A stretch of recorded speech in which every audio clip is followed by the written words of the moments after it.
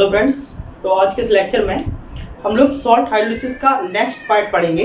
और अभी तक के सॉल्ट हाइड्रोलिसिस में हम लोगों ने देखा कि सॉल्ट जो टोटल 4 डिफरेंट कैटेगरी को डिफाइन करते हैं, और इसमें से हम लोगों को शुरुआती की 2 कैटेगरी पर हम लोग डिस्कस कर चुके थे। और अकॉर्डिंग टू सॉल्ट हाइड्रोलिसिस हम लोग किस किस पॉइंट पर डिस्कस करते हैं, एक हम लोग हाइड्रोलिसिस कांस्टेंट पर डिस्कस करते हैं, दूसरा डिग्री ऑफ हाइड्रोलिसिस पर कांस्टेंट करते हैं, और पीएच ऑफ सॉल्यूशन का डिस्कशन करते हैं। तो जब हम लोगों ने देखा, सबसे पहले टर्म्स की हम लोग बात करते हैं। अगर हम लोग पहले टर्म्स की बात करेंगे तो फर्स्ट टर्म में हमने बताया कि जब स्ट्रॉन्ग एसिड स्ट्रॉन्ग बेस के साथ रिएक्ट करता है तो सॉल्ट और वाटर बनाता है। वहां पर वो रिएक्शन रिवर्सिबल ना होने की वजह से हम उसका पीएच का डिस्कशन नहीं करते। फाइनली हम लोग ऐसे भी कह सकते हैं उस टाइम जो सॉल्यूशन बनेगा उसका पीएच कितना होगा, 7 होगा, और वो चेंज नहीं होगा, जिसकी वजह से हम उसकी हाइड्रोलिसिस कांस्टेंट और डिग्री ऑफ हाइड्रोलिसिस पर भी डिस्कशन नहीं कर पाते। तो अब हम लोग बात करेंगे स्ट्रॉन्ग एसिड और वीक बेस की। जब स्ट्रॉन्ग एसिड और वीक बेस की बात करेंगे तो जो सॉल्यूशन होगा वहां पर वो सॉल्यूशन एसिडिक नेचर का होगा। अगर हम लोग वहां पर हाइड्रोलिसिस की बात करते हैं तो एक कैटायनिक हाइड्रोलिसिस को डिस्कस करता है। उस पॉइंट्स पर हम लोगों ने देखा कि हम उस सॉल्यूशंस का पीएच भी निकाल पाते हैं, हाइड्रोलिसिस कांस्टेंट भी निकालते हैं और डिग्री ऑफ हाइड्रोलिसिस भी निकालते हैं, जिसके अकॉर्डिंग हमने आपको फार्मूला ड्राइव भी करवाया। अब हम लोगों को सॉल्ट का थर्ड पॉइंट पढ़ना है, और उस थर्ड पॉइंट में हम लेके चलेंगे वीक एसिड स्ट्रॉन्ग बेस। तो देखो, सब्सक्राइब कीजिए हमारे चैनल को और दबाइए बेल आइकन को, जिससे हमारी केमिस्ट्री की अच्छी अच्छी वीडियो आपको मिल पाए। हम लोग जो है कौन से पॉइंट की बात कर रहे थे, हम लोग बात कर रहे थे सॉल्ट हाइड्रोलिसिस की। तो अगर हम लोग सॉल्ट हाइड्रोलिसिस की बात करेंगे तो सॉल्ट हाइड्रोलिसिस, आप सभी लोग जानते हैं सॉल्ट हाइड्रोलिसिस का मतलब क्या है, सॉल्ट का ब्रेक हो जाना, वाटर का ब्रेक हो जाना इन प्रेजेंस ऑफ सॉल्ट। अब इसमें कौन से फैक्टर की बात करेंगे, एक हम लोग डिग्री ऑफ हाइड्रोलिसिस की बात करते हैं, डिग्री ऑफ हाइड्रोलिसिस की बात की जाती है, जिसको हम लोग H से रिप्रेजेंट करते हैं। दूसरा डिसोसिएशन या हाइड्रोलिसिस कांस्टेंट की भी बात कर सकते हैं, इसको ऐसे लिख देते हैं, हाइड्रोलिसिस कांस्टेंट, हाइड्रोलिसिस कांस्टेंट, और इस हाइड्रोलिसिस कांस्टेंट को हम लोग KH से रिप्रेजेंट करते हैं। और अब आता है आपका सॉल्यूशन, या ऐसे लिख सकते हैं पीएच ऑफ सॉल्यूशन, और हम लोग सॉल्यूशंस के पीएच की भी बात करते हैं। तो हालांकि हम लोग 2 कैटेगरी में ये तीनों फैक्टर डिफाइन कर चुके थे। अब हम लोगों को टाइप देखना है, टाइप थर्ड। तो टाइप थर्ड के अकॉर्डिंग देखें तो क्या होगा, सॉल्ट मेड अप फ्रॉम कौन सा category, weak acid and strong base. अगर वीक एसिड और स्ट्रॉन्ग बेस है, इसका मतलब क्या हुआ, जो भी सॉल्यूशंस बनेगा उस सॉल्यूशंस का जब हम लोग हाइड्रोलिसिस कांस्टेंट करवाएंगे तो उसका जो पीएच होगा, उस पीएच की वैल्यू हमेशा 7 से क्या होगी, ज्यादा होगी। ज्यादा क्यों होगी, क्योंकि वो स्ट्रॉन्ग बेस है। तो सिंपल सी बात है, अगर स्ट्रॉन्ग बेस है वीक एसिड को न्यूट्रलाइज करेगा, लेकिन फिर भी उसमें कुछ बेसिक कैरेक्टर रहेगा, तो जिसमें पीएच का वैल्यू क्या होगा, 7 से ज्यादा होगा। एक तो पॉइंट हम लोग यहाँ पर ये डिस्कस कर सकते हैं। अब जब नेक्स्ट पॉइंट की बात आएगी तो देखो जरा, हम लोग देखते हैं कि कौन से साल्ट वीक एसिड और स्ट्रॉन्ग बेस पर वर्क करते हैं। देखो क्या किया हमने, मान लिया ऐसे लेके चलते हैं, मान लेते हैं हमारे पास एक वीक एसिड है, और वीक एसिड जब स्ट्रॉन्ग बेस के साथ ऐड होगा तो क्या बनाएगा सॉल्ट प्लस वाटर। ठीक है बेटा, तो देखो जरा, मान लेते हैं हमने एक वीक एसिड ले लिया, स्ट्रॉन्ग बेस है, स्ट्रॉन्ग बेस हमने बात किया, वीक एसिड हमने ले लिया CH3COOH, ये आपका क्या है, वीक एसिड। इसको ऐड किसके साथ करना है, स्ट्रॉन्ग बेस के साथ, तो क्या लिख लेंगे NaOH, और जब ये आपस में वर्क करेगा तो क्या बनाएगा, CH3COONA प्लस H2O। तो ये आपका जो सॉल्ट बना, इस सॉल्ट के पेरेंट्स क्या है, वीक एसिड और स्ट्रॉन्ग बेस, फिर ये सॉल्ट बना। तो अगर हम इस सॉल्ट का हाइड्रोलिसिस करवाते हैं तो फिर वो क्या होता है, salt hydrolysis of weak acid, salt hydrolysis of weak acid and strong base of salt. तो देखो जरा, अगर हम इस ऐसे एग्जांपलों की बात करते हैं तो जैसे ये आपका क्या है, एक सॉल्ट है और एक ऐसा सॉल्ट है जो वीक एसिड और स्ट्रॉन्ग बेस से बना है। ऐसे ही अगर हमने आपको लिखा Na2CO3, ये भी आपका एक ऐसा सॉल्ट है जिसके पेरेंट्स क्या है, वीक एसिड और स्ट्रॉन्ग बेस।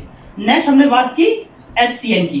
तो ये सारे एक एग्जांपल की हम लोग बात कर रहे हैं। जैसे मैं यहाँ पर लिख देता हूँ इस टाइप में कौन कौन से, थर्ड टाइप में किस तरीके के सॉल्ट काम करते हैं। तो एग्जांपल के तौर पे अगर हमने लिखा, जैसे हमारे पास पहला एग्जांपल है CH3COONA, ये एक ऐसा सॉल्ट है जो हाइड्रोलिसिस की प्रॉपर्टी को शो करता है और ये किससे मिलकर बना होता है, वीक एसिड और स्ट्रॉन्ग बेस से। अभी हम देखेंगे कि इसका हाइड्रोलिसिस करेंगे तो कैसे वर्क करेगा। नेक्स्ट Na2CO3 की बात करते हैं, HCN की बात करते हैं, Na3PO4 की बात करते हैं, Rb2CO3 की बात करेंगे, एक्सेट्रा। ऐसे बहुत सारे सॉल्ट हैं जिनके पेरेंट्स क्या हैं, वीक एसिड और स्ट्रॉन्ग बेस। तो अगर हम इन किसी भी सॉल्ट का हाइड्रोलिसिस करवाएं तो जो सॉल्यूशन बनेगा उनका पीएच क्या होगा, बेसिक होगा, I मीन 7 से ज्यादा होगा। तो देखो जरा हम लोग इसी की बात करते हैं।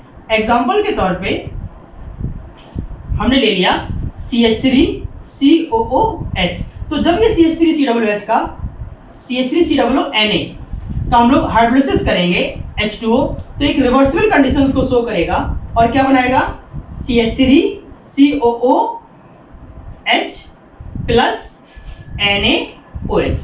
ये केस आपका बना, ठीक है बेटा।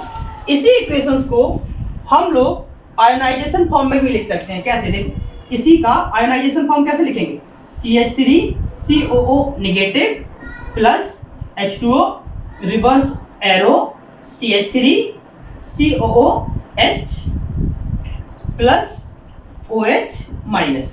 तो इस तरीके से हम लोग इसको आयोनाइजेशन फॉर्म में डिस्कस कर सकते हैं। अब इसी रिएक्शन के बेस पर हम लोग इन फैक्टर्स को भी डिस्कस करेंगे। तो देखो जरा कैसे डिस्कस करते हैं।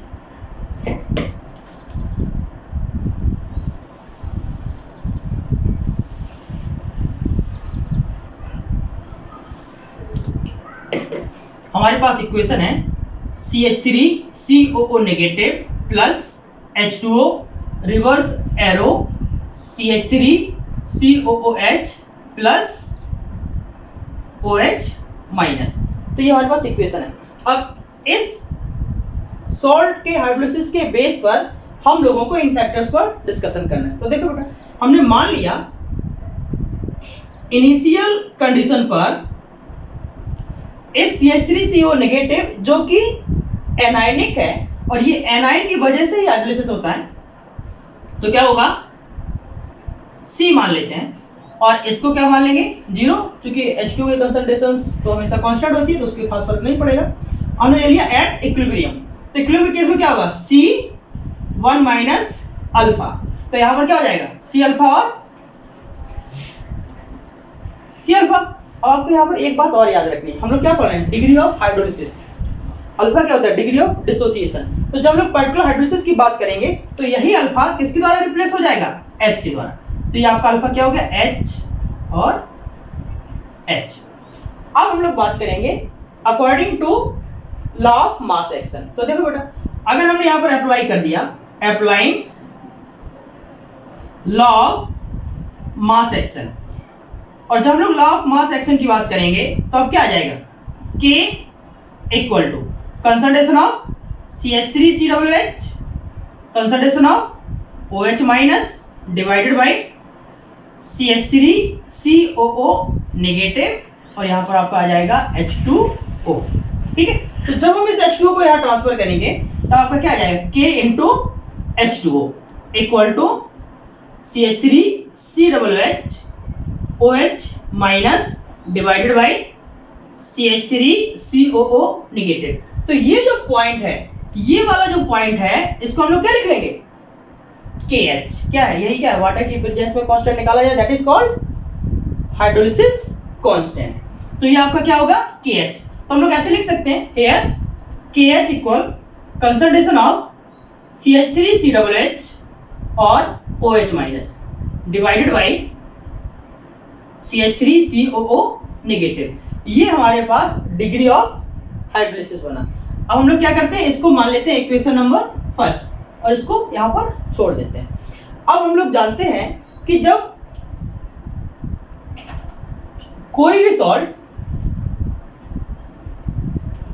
वाटर के साथ ऐड होके हाइड्रोलिसिस की प्रॉपर्टी को शो करता है, तो वहां पर दो कंपाउंड्स डेवलप होते हैं। कौन से? CH3COOH और यहाँ पर कोई एक बेस, मतलब वीक एसिड होता है और स्ट्रॉन्ग बेस होगा। तो इस केस में इक्विलिब्रियम जब रिवर्स होगी तो वहां पर कुछ इक्विलिब्रियम कांस्टेंट वीक एसिड का भी वर्क करता है। तो अकॉर्डिंग टू वीक एसिड, समझ लो, according to weak acid equilibrium constant किस तरीके से काम करेगा जब रिएक्शन रिवर्स होगी, हम लोग उस पर बात करते हैं। तो लिख लेते हैं फॉर वीक एसिड, और वीक एसिड कौन सा है? CH3COOH। तो अगर हम लोग CH3COOH की बात करते हैं तो CH3COOH रिवर्स होके क्या बनाएगा? CH3COO negative plus H plus. अगर हम लोग इस इक्वेशंस में law of mass action apply करेंगे तो कैसे काम तरीके से लिखेंगे? Applying law of mass action. तो हम लोग लॉ ऑफ मास एक्शन की बात करेंगे तो यहां पर क्या हो जाएगा? एक्चुअली एसिड है तो Ka इक्वल टू यहां पर क्या आ जाएगा? CH3COO नेगेटिव और H plus divided by CH3COOH। ये आ गया। इसको हम लोग मान लेते हैं इक्वेशन नंबर सेकेंड। इसको इसके साथ रिलेट करना है। क्या करना होगा? हम इन दोनों को आपस में मल्टीप्लाई कर देंगे। तो देखो बेटा, इसको मैं एक मिनट रब कर देता हूं। अब हम लिखेंगे equation first multiply by equation second. तो क्या होना चाहिए? KH into Ka equal to CH3COOH minus divided by CH3COO negative into multiply by क्या हो जाएगा? CH3COO negative H plus over CH3COOH। तो देखो जरा, इसको इसके साथ कैंसिल कर देंगे और इसको इसके साथ कैंसिल कर देंगे। तो क्या बनेगा? KH into Ka equal to H plus और OH माइनस। अब हम लोग ये जानते हैं कि इन दोनों का प्रोडक्ट क्या होता है? KW। तो हम लोग इसको ऐसे भी लिख सकते हैं KH into Ka equal to KW। ये हमारे पास एक रिलेशन बना। इसी को ऐसे भी लिख सकते हैं KH equal to KW over K। तो ये आपका क्या निकल आया बेटा? ये आपका निकल आया डिसोसिएशन कांस्टेंट। और कौन सा डिसोसिएशन कांस्टेंट? Hydrolysis constant. ठीक। तो हाइड्रोलिसिस कांस्टेंट कौन कौन सी बातों पर डिपेंड कर रहा है?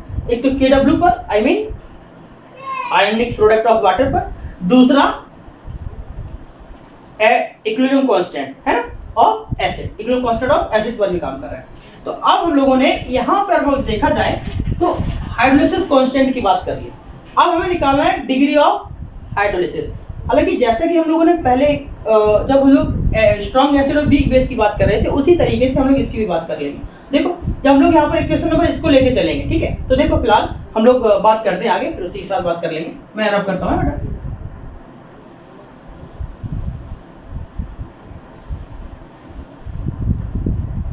हम लोगों ने जो इक्वेशन ली कौन सी? CH3COO negative plus H2O reverse arrow CH3COOH plus OH minus. हमने मान लिया इनिशियल कंडीशन पर इसकी कंसंट्रेशन C है, इन दोनों की 0-0। हमने माना एट इक्विलिब्रियम क्या हो जाएगा? C1 माइनस H और इधर CH और CH। तो हम लोग जानते हैं at equilibrium according to applying law of mass action, applying law of mass action. तो हम लोग law of mass action apply करेंगे तो फिर KH इक्वल टू क्या आता है? देखो जरा, KH equal to concentration of CH3COOH और concentration of OH minus divided by concentration of CH3COO negative. बस ये आया। हमें क्या करना है? हमें कुछ नहीं करना, हमें इन सभी कंसंट्रेशन को यहाँ पे पुट कर देना है। देखो नाउ KH इक्वल CH3COOH का कंसंट्रेशन कितना है? CH इंटू OH का कितना है? CH divided by C1 minus H। ये CC कैंसिल हो जाएगा। तो अभी क्या बनेगा? KH इक्वल CH square upon 1 minus H। हम लोग अगर फिर से मान लें क्या, if H is less than 1 तो क्या बनेगा? Now K H equal C H square, तो H square equal to K H upon C, तो एच इक्वल टू क्या बनेगा, root of K H by सी। तो ये हमारे पास क्या आया, एक डिग्री ऑफ हाइड्रोलिसिस। अब हम लोग जानते हैं, जैसा कि अभी अभी हम लोगों ने सॉल्व किया, वी नो दैट के एच इक्वल टू क्या होता है, के डब्ल्यू अपॉन के। अगर के एच इक्वल टू के डब्ल्यू अपॉन के है तो फिर एच का वैल्यू क्या हो जाएगा, देन एच इक्वल टू बनेगा रूट ऑफ के डब्ल्यू अपॉन के इंटू सी। तो अब आपका ये फॉर्मूला एक तैयार हो गया। तो इस तरीके से हम लोग डिग्री ऑफ हाइड्रोलिसिस और डिसोसिएशन कांस्टेंट दोनों पर वर्क कर सकते हैं। अब हम लोगों को निकालना है पीएच ऑफ सॉल्यूशन। क्या निकालना है, पीएच ऑफ सॉल्यूशन। लेकिन अगर ध्यान से देखा जाए बेटा, तो यहां पर जब ये एनायनिक हाइड्रोलिसिस कंप्लीट हो रहा है, आई मीन सॉल्ट हाइड्रोलिसिस का प्रोसीजर कंप्लीट हो रहा है, तो हमारे पास यहाँ पर OH माइनस की कंसंट्रेशन रिसीव हो रही है। किसकी कंसंट्रेशन रिसीव हो रही है, OH माइनस की। मींस इस OH माइनस की कंसंट्रेशन को हमें पहले निकालना होगा, उसके बाद फिर हमें उसको पीएच में चेंज करना होगा। तो देखो जरा इसको हम लोग कैसे सॉल्व करेंगे। अब हमें निकालना क्या है, पीएच ऑफ सॉल्यूशन। मतलब अब थर्ड पॉइंट पर डिस्कस कर रहे हैं सॉल्ट हाइड्रोलिसिस के। देखो बेटा, हम लोग यहाँ पर लिख लेंगे पीएच ऑफ सॉल्यूशन, या सीधा लिख लेते हैं, ऐसा लिख लेते हैं, here concentration of OH minus equal to क्या था, CH। अगर concentration of OH minus equal to CH था तो हम लोग क्या करना है, इसको POH में पहले कन्वर्ट कर देंगे। इसको कन्वर्ट कर देंगे POH में। तो हम लेंगे टेकिंग नेगेटिव लॉग, और जब हमने नेगेटिव लॉग ले लिया तो क्या बनेगा, minus log OH minus equal to हो जाएगा माइनस लॉग CH, ऐसे है।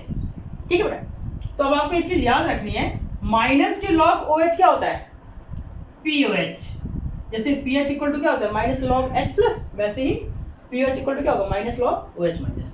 हम क्या लिख लेंगे, माइनस लॉग, और यहाँ पे लिख लेंगे C इंटू, और H का वैल्यू हम लोग कौन सा यूज कर लेंगे, अब H का वैल्यू हम लोग ये वाला यूज करेंगे। तो देखो H की क्या लिख देंगे, रूट ऑफ के डब्ल्यू अपॉन के इंटू सी। अब हमें बस इस लॉग को सॉल्व कर लेना है। तो अब हमारे पास क्या बनेगा, माइनस लॉग, देखो जरा यहाँ पर इस सी को स्क्वायर ब्रैकेट के अंदर लेके जाएंगे तो हम लोग लिखेंगे रूट ऑफ के डब्ल्यू इंटू सी स्क्वायर अपॉन के इंटू सी।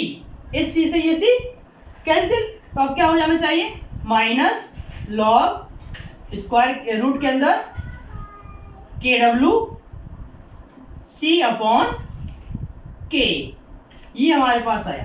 तो ये किसके बारे में बात चल रही, POH के। ये भी आपको बात किसकी चल रही, POH की। तो अब हमारे पास हम इसको ऐसे भी लिख सकते हैं, POH इक्वल माइनस लॉग, और यहाँ ब्रैकेट के बाहर क्या लिख लेंगे, अगर रूट को ब्रेक किया, KW इंटू सी अपॉन के, और ब्रैकेट के बाहर 1/2। अब जब इतना हुआ उसके बाद हम लॉग m की पावर n का फॉर्मूला अप्लाई कर देंगे। तो जब n की पावर n का फॉर्मूला अप्लाई करेंगे तो ये 1/2 वापस आ जाएगा। तो देखो जरा कैसे करना,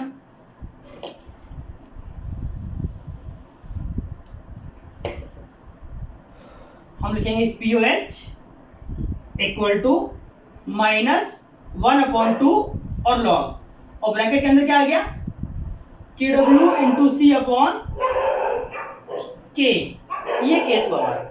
अब हमें बेटा क्या करना होगा, हम लॉग m अपॉन n का फॉर्मूला फिर से अप्लाई करेंगे। ये बस कुछ नहीं है, मैथमेटिकल टूल्स हैं लॉग के, उनके अकॉर्डिंग हमें बस फाइनल लॉग सॉल्व करके फिर पीएच में कन्वर्ट कर देना। तो क्या बनेगा, लॉग यहाँ पर लिख लेंगे KW इंटू सी, ये बड़ा ब्रैकेट लेते हैं, एक्चुअली क्या है 1/2 सबके बाहर है, और यहाँ पर क्या आ जाएगा, माइनस लॉग के। अब क्या करना होगा, लॉग m इंटू n फिर से अप्लाई कर देंगे, minus 1/2 log KW plus log C,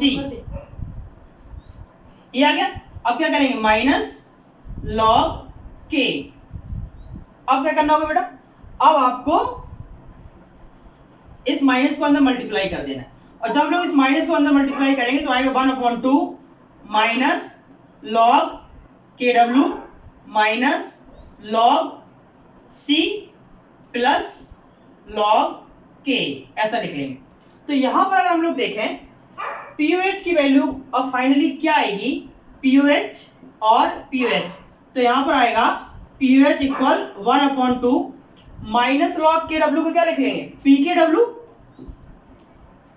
ये आपका माइनस के लॉग C ही रहने वाला है, और यहां पर लॉग K क्या हो जाएगा, माइनस के PK। तो ये आपका फॉर्मूला बना किसका, POH का। अब इसी फॉर्मूले को आगे कंटिन्यू करके हम लोग PH भी निकाल देंगे। तो देखो जरा PH कैसे निकालेंगे।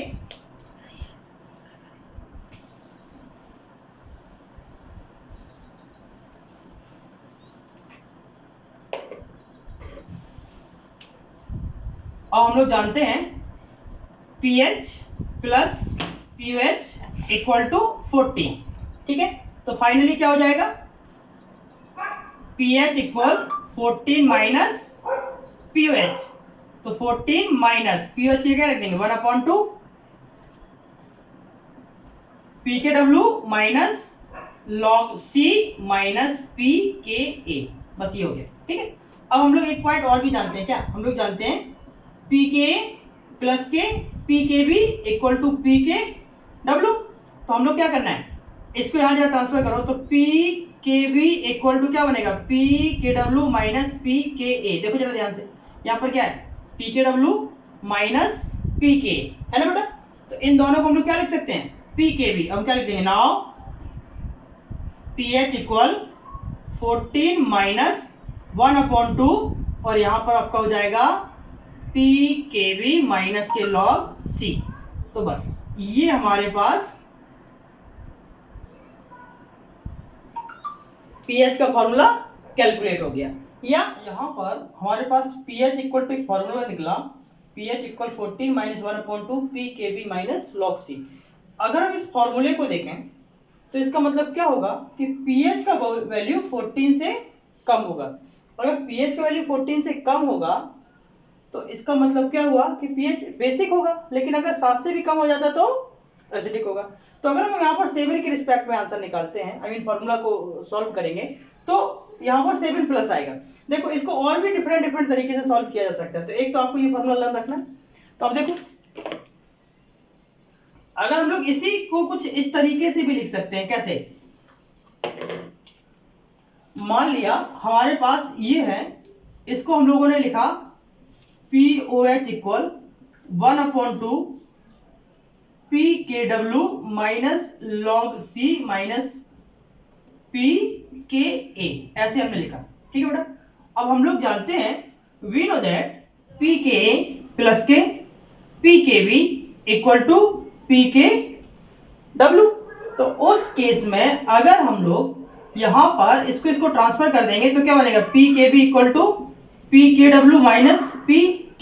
तो ये जो वैल्यू है और यहाँ पर ये जो वैल्यू, इसको रिप्लेस कर सकते हैं कैसे, POH इक्वल टू 1/2, अब क्या आ जाएगा PKB माइनस log C।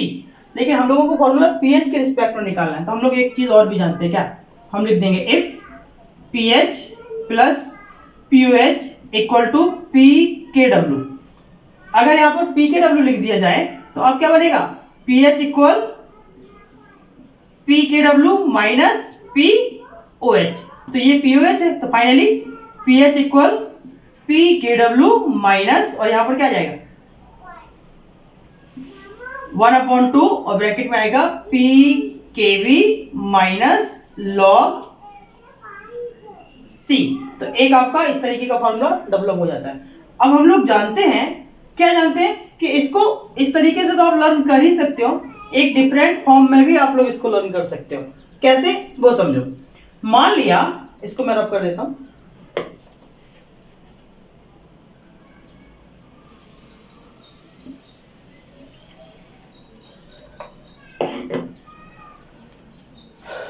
मान लेते हैं हम लोग लिखेंगे PH plus POH equal to PKW, और pH इक्वल टू क्या हो जाएगा, pKw माइनस pOH, और यहां से हम लोग इस pOH की वैल्यू को यहां पुट कर देंगे, तो क्या बनेगा, pH इक्वल pKw माइनस, और pOH का वैल्यू क्या हो जाएगा 1/2, और ब्रैकेट के अंदर pKw minus log C minus pKa, ऐसे।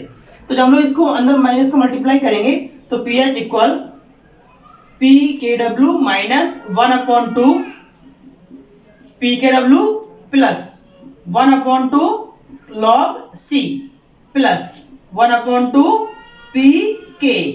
इन दोनों को जब सॉल्व करेंगे तो फाइनली क्या बनेगा, pH equal pKw/2 plus log C plus 1/2 pKa। ऐसे भी लिख सकते हैं, या यहाँ पर 1/2 आएगा, या ऐसे भी लिखा जा सकता है pH इक्वल 1/2 और यहाँ पर क्या आ जाएगा pKw plus log C plus pK। तो एक आपका फॉर्मूला ये बना। अब एक चीज और ध्यान रखना, हम लोग जानते हैं इसी को, अब इसके बाद देखो ये भी आपका एक फॉर्मूला जनरेट हुआ। मिस कहने का मतलब ये है कि अकॉर्डिंग टू वैल्यू, जो भी क्वेश्चन में वैल्यू दिया हो उसके अकॉर्डिंग हम लोग फॉर्मूला अप्लाई करके उसका pH और KH और H निकाल सकते हैं। अब देखो बेटा जरा यहां पर इसी फॉर्मूले को हम लोग और एक लाइन आगे देते हैं। क्या लिखा है, pH equal 1/2 pKw plus log C plus pK। तो हम लोग जानते हैं जैसे कि pH इक्वल टू माइनस के log H प्लस होता है, वैसे ही pKw इक्वल टू क्या हो जाएगा, माइनस के log KW। और हम लोग जानते हैं कि pKw इक्वल टू अगर निकालना चाहें माइनस log 10⁻⁻14, और जब 10⁻⁻14 निकालेंगे तो pKw इक्वल टू क्या निकलेगा 14 log 10 का वैल्यू 1 होता है, तो pKw इक्वल टू कितना आ गया 14। इस pKw इक्वल टू 14 को वैल्यू को हम लोग यहाँ पुट कर देंगे। Finally pH equal 1/2 14 plus log C plus pKa, तो अंदर मल्टीप्लाई करेंगे तो pH इक्वल 14 में डिवाइड करेंगे 7 प्लस 1/2, और यहाँ पर क्या जाएगा log C प्लस pKa। तो इस फॉर्मूले के थ्रू हम लोग ये बता सकते हैं कि जो भी सॉल्यूशन होगा वो बेसिक होगा। क्यों, क्योंकि जब हम लोग पीछे एक फॉर्मूला निकाला था तो आपने देखा होगा pH इक्वल टू 14 माइनस आ रहा था, और यहाँ पर हम लोगों ने निकाला तो pH इक्वल टू 7 प्लस आ रहा है। आई मीन जो pH की रेंज है वो क्या निकल रही है 7 और 14 के बीच में। इट मीन्स जो सॉल्यूशन होगा वो क्या होगा, वीक होगा। तो इस तरीके से हम लोग concentration H plus OH minus pH POH KH H कुछ भी किसी भी तरीके से हम लोग फॉर्मूले में अप्लाई करके निकाल लेंगे। हाँ बस याद ये रखना है कि वीक एसिड स्ट्रॉन्ग बेस वाला फॉर्मूला आपको अप्लाई करना होगा, या स्ट्रॉन्ग एसिड वीक बेस वाला फॉर्मूला अप्लाई करना होगा। या थर्ड पॉइंट में हम लोगों ने देखा कि वीक एसिड स्ट्रॉन्ग बेस में हम लोगों ने बहुत सारे फॉर्मूले को डिफरेंट तरीके से चेंज करके निकाल दिया। लेकिन अगर हम लोग इसी के फोर्थ पॉइंट की बात करते हैं, इसी के अगर फोर्थ पॉइंट की बात करते हैं तो अब सॉल्ट हम लोग बनाएंगे, salt made up from weak acid and weak base. किससे बात करेंगे, वीक एसिड और वीक बेस। तो अब एक चीज याद रखना बेटा, जब वीक एसिड और वीक बेस से बना हुआ जो सॉल्ट होगा, ये इसका डेरिवेशन नहीं है, ये हम लोग अभी आगे पढ़ने वाले हैं। जब वीक एसिड और वीक बेस की बात की जाएगी, लिख देता हूं मैं, salt made up from weak acid and weak base। तो जब वहां पर weak acid weak base की बात की जाएगी और फिर जो सॉल्ट बनेगा उसका जो हाइड्रोलिसिस बनेगा, जो सॉल्यूशंस वहां पर डेवलप होगा उस सॉल्यूशंस का नेचर एसिडिक भी हो सकता है, बेसिक भी हो सकता है, न्यूट्रल भी हो सकता है। वो डिपेंड करता है कि इनकी प्रेजेंस कितनी है। उसके बेस पर हम उसके pH को भी कैलकुलेट कर सकते हैं, उसके हाइड्रोलिसिस कांस्टेंट की भी बात करेंगे, उसके भी डिग्री ऑफ हाइड्रोलिसिस की बात करेंगे। तो देखो जरा कैसे बात करेंगे।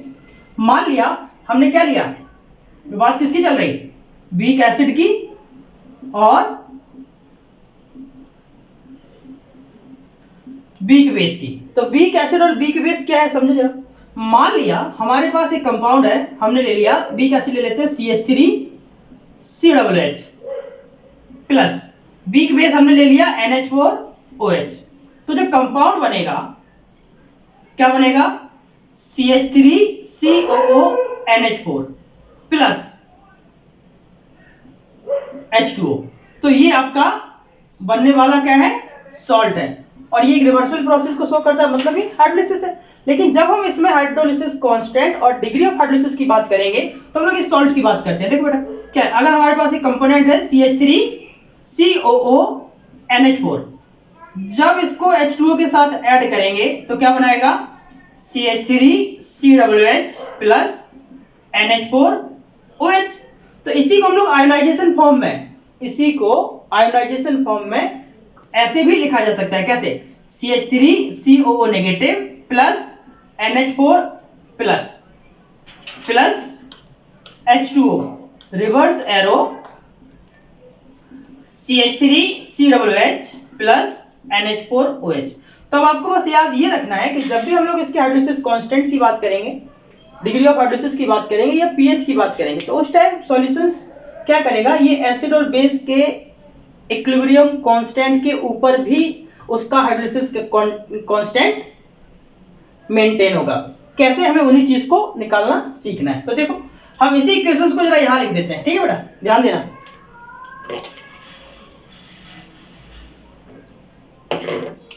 हमने लिख दिया CH3COO negative plus NH4 plus plus H2O, reverse arrow CH3COOH plus NH4OH, ये बना। तो हमने मान लिया, क्या माना, हमने माना इनिशियल कंडीशन पर इसकी कंसंट्रेशन क्या है, C, इसकी कंसंट्रेशन क्या है, C, इसकी कंसंट्रेशन क्या है, 0, और इसकी क्या है, 0। लेकिन जब हम लोग एट इक्विलिब्रियम की बात करेंगे तो क्या बनेगा, C1-H, C1-H, और यहां पर क्या हो जाएगा, CH और CH। ओके, तो हमें निकालना क्या है, हाइड्रोलिसिस कांस्टेंट। तो हम लोग क्या करेंगे, applying law of mass action. और जब हम लोग law of mass action apply करेंगे तो KH इक्वल टू क्या बनेगा, concentration of CH3COOH, concentration of NH4OH divided by concentration of CH3CO negative और कंसंट्रेशन ऑफ NH4 प्लस। बाकी ये H2O की कंसंट्रेशन तो फिक्स है, वही आपको KH में कन्वर्ट कर देगा, ठीक है बेटा। तो यहां पर हम लोग अभी KH की वैल्यू पे निकाल रहे हैं, तो इसी को हम लोग मान लेते हैं इक्वेशन नंबर 2। अब चूंकि जब ये रिएक्शन रिवर्स होगी तो वीक एसिड और वीक बेस पर भी बात होगी। तो देखो फॉर वीक एसिड की बात करते हैं।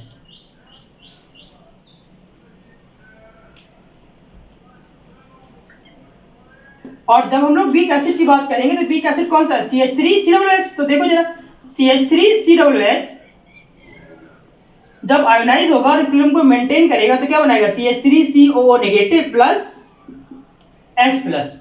ये केस आया, ठीक है बेटा। तो हम लोग क्या करेंगे, एट इक्विलिब्रियम हम लिख के चलते हैं। तो चूंकि ये एसिड है तो यहां पर K इक्वल टू क्या बनेगा, concentration of CH3COO negative, concentration of H plus divided by concentration of CH3COOH, equation number 2। अब हमें क्या करना होगा, अब हम लोग वीक बेस की बात करते हैं। देखो जरा अगले पॉइंट्स पे हमने ले लिया फॉर वीक बेस। और जब वीक बेस की बात करेंगे तो मान हमारे पास यहां पर वीक बेस कौन सा है, हमारे पास यहां पर वीक बेस है NH4OH। तो देखो जरा जब NH4OH आयोनाइज होगा तो क्या बनाएगा, NH4 plus plus OH minus. अगर हम इसमें लिख देते हैं एट इक्विलिब्रियम और फिर हम लोग इसके इक्विलिब्रियम कांस्टेंट की बात करेंगे। अब चूंकि ये क्या था, एसिड, तो इसका इक्विलिब्रियम कांस्टेंट क्या है, Ka, और वो NH4OH क्या है, NH4OH क्या है, बेस। तो फिर इसका क्या फैक्टर बनेगा, अब क्या हो जाएगा, Kb, और Kb इक्वल क्या बनेगा, concentration of NH4 plus concentration of OH minus divided bye concentration of NH4 OH। ठीक है बेटा, अब हमने क्या किया, इक्वेशन नंबर सेकेंड इसको मान लिया, सॉरी इक्वेशन नंबर थर्ड। अब देखो जरा, हमें KH का वैल्यू निकालना है और हम लोग जानते हैं KH का जब रिलेशन निकाला जाएगा तो इन इक्वेशंस की हेल्प से निकलेगा। तो हमने क्या निकाला, equation first into second into third, मतलब तीनों इक्वेशंस को हमने क्या कर दिया, मल्टीप्लाई कर दिया। और जब हम तीनों इक्वेशंस को मल्टीप्लाई करेंगे तो क्या बनेगा, KH into K into KB equal, बाकी सारे राइट हैंड साइड के फैक्टर लिख लो, concentration of CH3COOH, concentration of NH4OH divided by concentration of CH3COO negative और कंसंट्रेशन ऑफ NH4 प्लस, ये हो गया इनटू, अब इसकी वैल्यू लिख लेंगे, concentration of CH3COO negative, concentration of H plus divided by concentration of CH3COOH, ये आया, मल्टीप्लाई बाई क्या हो जाएगा, concentration of NH4 plus concentration of OH minus divided by concentration of NH4OH। तो देखो बेटा क्या क्या कैंसिल हो रहा है, ये ध्यान दो।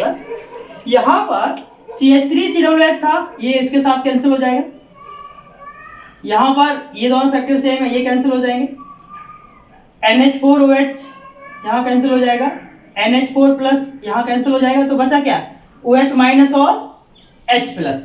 अब हम लोग जानते हैं क्या रिलेशन बना, KH into K into KB equal to H plus और OH माइनस। हम लोग जानते हैं कि H प्लस और OH माइनस क्या होता है, KW होता है। तो फाइनली हम लोग लिख सकते हैं KH into K into KB equal to KW। तो अब अगर हम लोग फॉर्मूले की बात करेंगे तो अब KH इक्वल टू क्या फॉर्मूला बना, देखो बेटा, KH equal KW upon K into KB, ये आपका एक फॉर्मूला बन गया हाइड्रोलिसिस कांस्टेंट का। कब, जब हम लोग वीक एसिड और वीक बेस की बात करेंगे, उस केस में जो सॉल्ट बनेगा और वो सॉल्ट जब हाइड्रोलिसिस को डेवलप करेगा तो किस तरीके से हम उसका हाइड्रोलिसिस कांस्टेंट निकाल पाएंगे, ये हमारे इसमें हमने बताया। अब दूसरा पॉइंट क्या है, अब हम लोग बात करेंगे हाइड्रोलिसिस कांस्टेंट की। अब जब हम लोग हाइड्रोलिसिस अब हम लोग बात करेंगे डिग्री ऑफ, अब लोग बात करेंगे डिग्री ऑफ हाइड्रोलिसिस की। तो डिग्री ऑफ हाइड्रोलिसिस क्या होता है वो भी देखो, डिग्री ऑफ हाइड्रोलिसिस H। तो उसके लिए हम क्या करेंगे, इक्वेशन नंबर फर्स्ट को कंटिन्यू करके ये सारी चीजें निकाल सकते हैं, लेकिन उसमें KH equal to KW upon K into KB का यूज होगा, तो फॉर्मूला हम लोग यहाँ रखा रहने देते हैं। तो देख लो जरा कैसे सॉल्व करेंगे चीजों को, सोना देखना आ रहा है पूरा लिखा हुआ,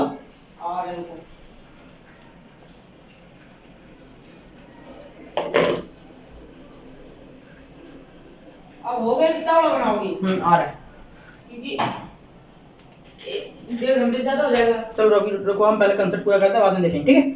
अब देखो बेटा, अब क्या करना होगा, अब हम लोग बात कर रहे हैं किसके लिए, डिग्री ऑफ हाइड्रोलिसिस के लिए। अब डिग्री ऑफ हाइड्रोलिसिस हमें कैलकुलेट करना है। अभी तक हम लोगों ने क्या किया था, हाइड्रोलिसिस कांस्टेंट। तो इक्वेशन फर्स्ट को हम लोग कंटिन्यू कर लेंगे और अब KH इक्वल टू क्या होगा, देखो जरा, CH3COOH का कंसंट्रेशन कितना है, CH यहां लिख दिया, इनटू NH4OH का कंसंट्रेशन कितना है, CH वो भी लिख दिया, डिवाइडेड बाय CH3CO नेगेटिव का कंसंट्रेशन कितना है, C1 माइनस H, और इधर क्या हो जाएगा, C1 माइनस H। देखो जरा, ये C से ये C कैंसिल, इस C से ये C कैंसिल हो जाएगा। तो अगर हम लोग यहां पर लिखें तो KH इक्वल टू क्या बनेगा, H square upon 1 minus H का होल स्क्वायर। अब हम लोग जानते हैं क्या, आप भी जानते हैं, क्या जानते हैं, जैसे अल्फा इज लेस देन 1 होता है, वैसे ही हम यहाँ लिख देंगे H इज लेस देन 1। उस केस में H माइनस 1 माइनस H को हम लोग क्या बदल लेंगे, 1। तो फाइनली अब KH इक्वल टू आपका क्या बन गया, H square. Now H equal to root of KH। और हम लोग ये जानते हैं कि अभी पिछले इक्वेशंस में इक्वेशन 1 2 3 को मल्टीप्लाई करके हम लोगों ने फॉर्मूला निकाला था KH equal to KW upon K into KB, और बोला भी था कि उस टाइम आपको ये फॉर्मूला यूज होगा। तो देखो, अगर हम लोग KH का वैल्यू यहां पर पुट कर देते हैं तो क्या बनेगा, H equal root of KW upon K W upon K into K B. तो ये हमारे पास एक फॉर्मूला बना, तो उसको नोट कर लो।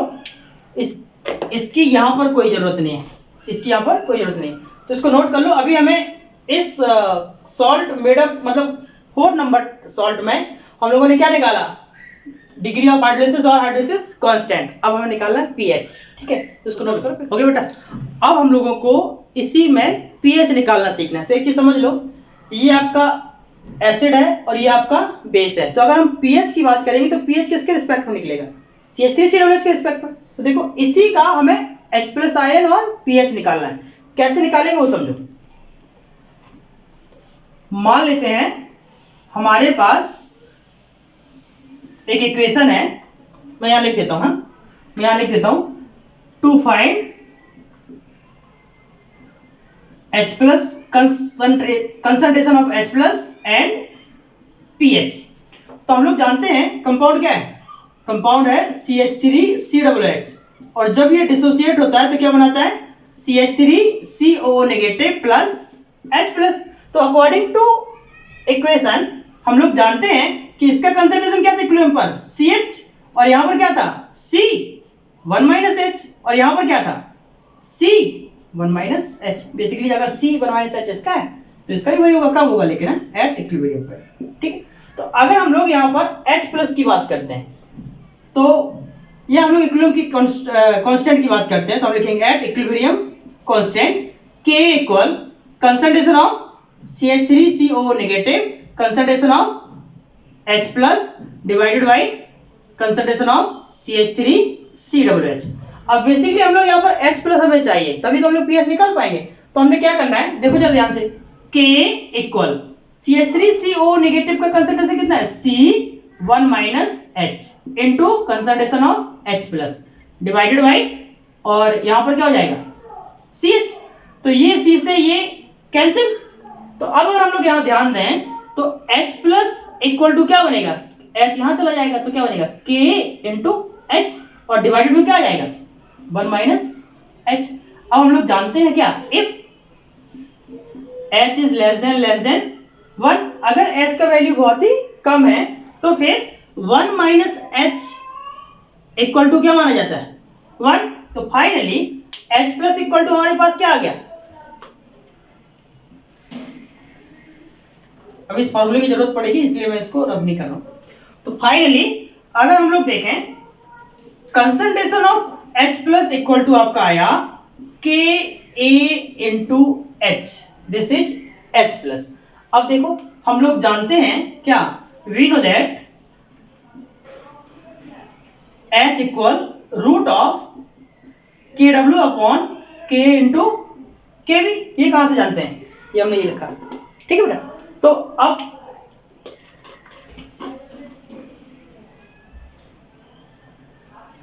जब हम लोग H की वैल्यू यहां पुट कर देंगे, now H+ equal to K into, और H का वैल्यू कितना हो जाएगा, root of KW upon K into KB।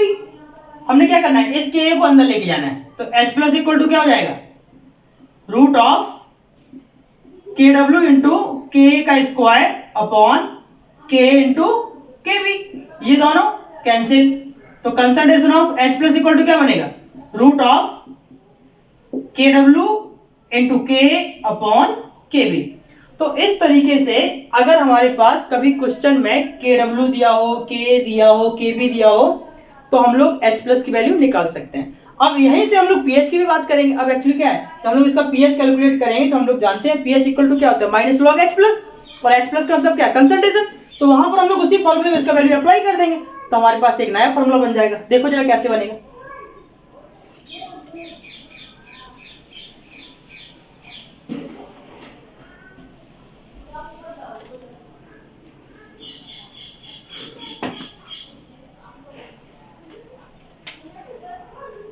हम लोग जानते हैं वी नो दैट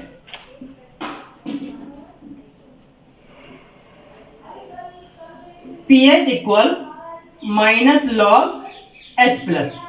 तो अब अगर हम लोग H+ की बात करेंगे तो H+ का वैल्यू तो यहाँ है। तो अब इस केस में pH इक्वल टू क्या हो जाएगा, देखो ध्यान से, pH इक्वल टू होगा माइनस लॉग और ब्रैकेट में आ जाएगा KW into K upon KV। और ये जो रूट है, इस रूट को हम लोग 1/2 की पावर में ऐसे लिख लेते हैं, ठीक है। तो अब देखो log m की पावर n क्या हो जाएगा, n log m। Finally pH equal minus 1/2 log और ब्रैकेट में KW into K upon KB। ये आपका एक फॉर्मूला बना। फिर से log m अपॉन n, बहुत इजी है बट स्टेप वाइज आपको चलते रहना। 1/2 log KW into K minus log KB। अब हम लोग इसमें फिर से m इंटू n का फॉर्मूला लगा देंगे तो क्या बनेगा, pH equal minus 1/2 log KW plus log K। गिर गया, हाँ। कहाँ, ठीक है, मामा को बोलो, जाओ मामा निकाल देंगी। और हम पढ़ा रहे, जाओ किसी मालिक, जाओ जल्दी जाओ ना,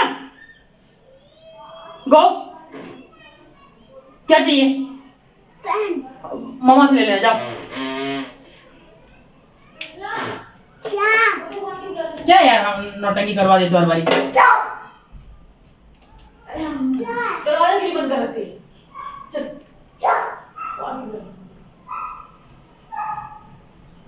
क्या होगा,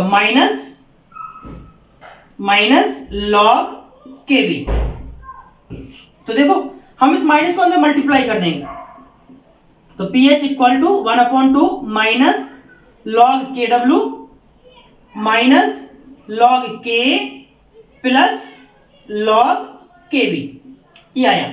अब इन सबको हम लोग चेंज करके कुछ डिफरेंट तरीके से भी लिख सकते हैं। देखो जरा कैसे लिखेंगे। हमारे पास आया pH इक्वल 1/2। ध्यान से देखना, यहां पर माइनस लॉग KW क्या आ जाएगा, PKW माइनस लॉग K क्या हो जाएगा, PK। और ये जो लॉग KB है ये क्या हो जाएगा, माइनस PKB, माइनस PKB। तो इस फॉर्मूले को सॉल्व कर सकते हैं। अब हम लोग जानते हैं, देखिए बेटा, इसको बहुत सारे टर्म्स में लिख सकते हैं। हालांकि आप इतना ही एक फॉर्मूला याद कर लो तब भी ये चलेगा, लेकिन इसको और भी डिफरेंट तरीके से लिख सकते हैं। कैसे, देखो हम लोग जानते हैं, देखना इसका एक स्टेप हम आपको यहां बताते हैं इस साइड। वी नो दैट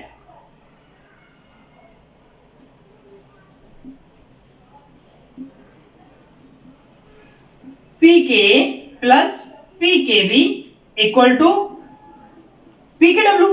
तो अब यहां पर देखो PK प्लस PKB था, तो यहां पर PKB उस साइड गया है, तो हमने क्या किया, PK equal PKW minus PKB। तो इसको क्या लिख देंगे, PK। तो अब क्या लिखेंगे, नाउ pH इक्वल 1/2, यहां पर आ जाएगा PKW प्लस PKA आएगा ना, PK प्लस, और इन दोनों जगह क्या आ जाएगा,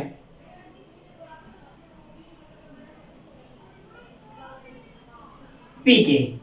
तो ये भी आपका एक फॉर्मूला बन जाता है। लेकिन अगर हम लोगों को 7 की टर्म में निकालना है तो देखो इसी चीज को हम लोग कैसे लिखेंगे, इसको ओपन,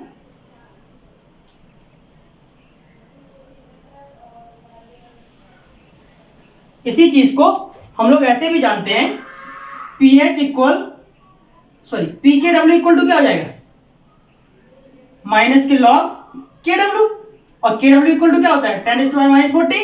तो PKW इक्वल टू क्या बनेगा, minus log 10⁻⁻14। Finally PKW equal to 14। ये आया, ठीक है बेटा। तो अब इसका वैल्यू कहां रख देंगे, यहां। नाउ pH इक्वल 1/2 और यहां पर आ जाएगा 14 प्लस PK माइनस PKB। 2 का अगर हम लोग डिवाइड कर दें तो अभी हमारे पास एक नया फॉर्मूला बनेगा, pH equal 7 plus 1/2 PK minus PKB। ये हमारे पास एक फॉर्मूला डेवलप हो गया। कब, स्ट्रॉन्ग वीक एसिड और वीक बेस के प्रेजेंस पर। तो देखो बेटा, अभी हम लोगों ने क्या क्या पढ़ लिया। अभी हम लोगों ने कंप्लीटली सॉल्ट हाइड्रोलिसिस पढ़ा, जिसमें हम लोगों ने ये देखा कि जब दो एसिड और बेस आपस में कंबाइंड होंगे और वो सॉल्ट बनाएंगे, और सॉल्ट का जब हम लोग हाइड्रोलिसिस करेंगे तो उस केस में हमें कौन कौन से फैक्टर में चेंजिंग होगी जिसको हम लोग कैलकुलेट करके निकाल सकते हैं। अभी इसी पॉइंट को हम लोग और भी डिस्कस करेंगे, बट वो डिस्कस करेंगे आपके बफर सॉल्यूशन से लिंक करके, क्योंकि अभी मैंने बफर सॉल्यूशन नहीं पढ़ाया। तो जब बफर सॉल्यूशन की बात करेंगे तब हम लोग इसको वापस थोड़ा सा एक पॉइंट ऊपर लेके चलेंगे, और कैसे बफर सॉल्यूशन में सॉल्ट हाइड्रोलिसिस किस तरीके से काम करता है वहां पर हम लोग इसके बारे में डिस्कस करेंगे। तो इस लेक्चर में अभी हम लोगों ने सॉल्ट हाइड्रोलिसिस कंप्लीट किया, बट अभी सॉल्ट हाइड्रोलिसिस के हम लोगों को न्यूमेरिकल भी डिस्कस करने हैं, जो कि बहुत इंपॉर्टेंट है, हमेशा पूछे जाते हैं। तो वो हम लोग अगले लेक्चर में पढ़ेंगे। एक्चुअली लेक्चर ऑलरेडी बहुत लेंथी हो गया, तो अगले लेक्चर में हम लोग इसके न्यूमेरिकल पढ़ेंगे, और उसके बाद फिर हम लोग कॉमन आयन इफेक्ट पढ़ेंगे। कॉमन आयन इफेक्ट के बाद बफर सॉल्यूशन पढ़ेंगे। बफर सॉल्यूशंस में इन सॉल्ट ऑफ हाइड्रोलिसिस को किस तरीके से लिंक किया जाएगा, किस तरीके से वहां पर इसमें की कंसंट्रेशन में चेंजिंग होगी, सॉल्ट में चेंजिंग कैसे होगी, उसकी कंसंट्रेशन को कैसे कैलकुलेट करेंगे, इन सारी बातों को हम लोग समझेंगे। उसके बाद फिर हम लोग सॉल्युबिलिटी और सॉल्युबिलिटी प्रोडक्ट पढ़ेंगे, फिर चैप्टर को एंड करेंगे। तो ठीक है, ऑलमोस्ट आपका चैप्टर हाफ से तो ज्यादा हो ही गया। बाकी अब हम लोग अगले लेक्चर में इसके न्यूमेरिकल पढ़ेंगे, और उसके बाद फिर अपने नेक्स्ट कंसेप्ट को मूव करेंगे। चलो बेटा, ओके, थैंक यू, बाय।